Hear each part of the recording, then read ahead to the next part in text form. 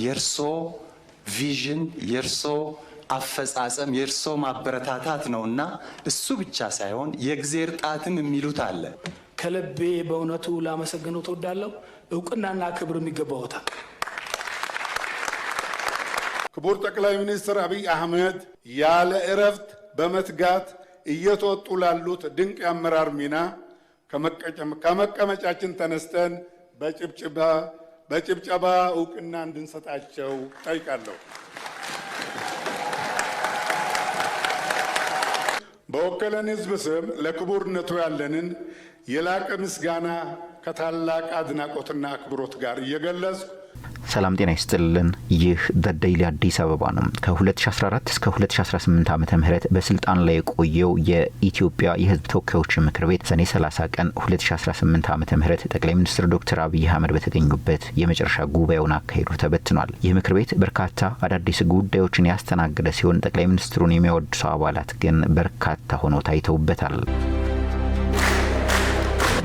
ምክር ቤቱ የመጨረሻ ጉባኤውን ሰኔ 30 ቀን 2018 ዓመተ ምህረት ሲያካሂድም በርካታ የህዝብ ተወካዮች ምክር ቤት አባላት ጠቅላይ ሚኒስትር አብይ አህመድን በተጋነኑ ቃላት ሲያወድሱ ተስተውለዋል። እጅግ የተለዩትን ወደ እናንተ ላድርስ። የመጀመሪያው አስቂኝ አድናቆት ዶክተር እሸተ ተመስገን ከተባሉ የምክር ቤት አባል የተሰማው አድናቆት ነው። የወላይታ አካባቢን በመወከል የህዝብ ተወካዮች ምክር ቤት አባል የሆኑት ዶክተር እሸተ ተመስገን በምክር ቤቱ የመጨረሻ ጉባኤ ላይ የጠቅላይ ሚኒስትሩን ስራዎች የእግዚአብሔር ጣት ያለበት መለኮታዊ ጣልቃ ገብነትም የታየበት በማለት አወድሰውታል። በርሶ ሳይንሳዊ አቀራረብ በእውቀት በፈጠራ የሀገር ግንባታን በተቀናጀ እይታ የሚመራ አመራር በመላ ሀገሪቱ እየተገበረ ያለው የኮሪዶር ፕሮግራም በከተሞች ልማት ታሪክ ውስጥ ለውጥ ፈጣሪ አዲስ የኢትዮጵያዊ ፍልስፍና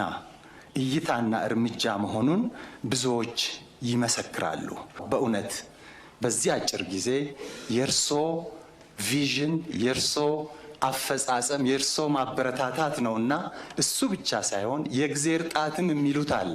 ዲቫይን ኢንተርቬንሽን ይሄ በታሪክ ታይቶ አይታወቅም። within 3-4 years እንዲህ አይነት ለውጦች መምጣታቸው አዲስ አበባን ጨምሮ በሁሉም የኢትዮጵያ ከተሞች እየተካሄደ ያለው የኮሪዶር ልማት ስራ ለብዙ አፍሪካ ሀገራት አዲስ መማሪያ ኒው ቤንችማርክ መሆን የሚችል አፈጻጸም መሆኑን አፍሪካውያን ወንድሞቻችን እህቶቻችንና ዓለም እየመሰከረ ይገኛል። ወደ ሁለተኛውና እጅግ አዝናኙ አድናቆት እንለፍ። መሐመድ አህመድ ቆጴ ከተባሉ የህዝብ ተወካዮች ምክር ቤት የተሰነዘረ አድናቆት ነው። ይሄኛው ደግሞ መሐመድ አህመድ ቆጴ በህዝብ ተወካዮች ምክር ቤት ውስጥ የኦሮሚያ ክልልን በተለይም ደግሞ የምስራቅ ሐረርጌ ዞንን ወክለው የተመረጡ አባል ሲሆኑ ለጠቅላይ ሚኒስትሩም ተነስታችሁ አጨብጭቡ በማለት የመጨረሻውን ጉባኤ አይረሴ አድርገውታል።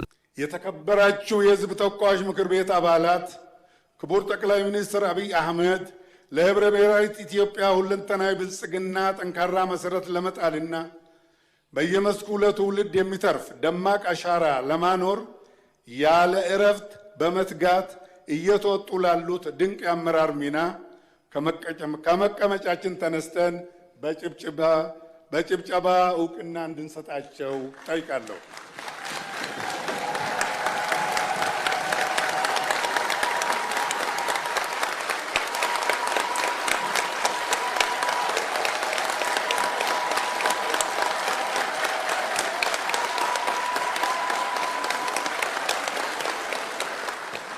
በወከለን ሕዝብ ስም ለክቡርነቱ ያለንን የላቀ ምስጋና ከታላቅ አድናቆትና አክብሮት ጋር እየገለጽኩ ረጅም ዕድሜና ጤናን እመኝልዎታለሁ።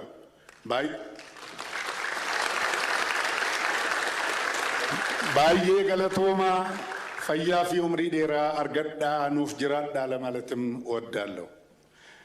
በቀጣይም የምወዶት የኢትዮጵያ ሕዝብ በእርሶ ላይ ታላቅ ተስፋን ጥሏልና ከጎኑም በቁርጠኝነት ተሰልፏልና መጪው ጊዜ ለውዷና ውቢቷ ኢትዮጵያ ያለዎት ራዕይ እውን ሆኖ አገራችን የአፍሪካ ተምሳሌት የምትሆንበት የላቀ የስኬት ዘመን እንደሚሆን እርግጠኞች ነን።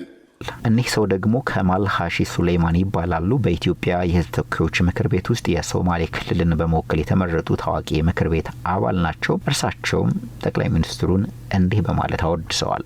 ክቡር ጠቅላይ ሚኒስትር፣ በእርሶ ልዩ ጥረት እና አመራር ኢትዮጵያ በዘርፉ የአፍሪካ ቀዳሚ ሀገር ሆናለች። በመሆኑም ለዚህ ድንቅ ውጤት ሀሳብ ከማመንጨት ጀምሮ በፖሊሲ እንዲቀረጽ በማድረግ በአስደማሚ ሁኔታ የመሪነት ሚና ስለተጫወቱ ከልቤ በእውነቱ ላመሰግነው ተወዳለሁ።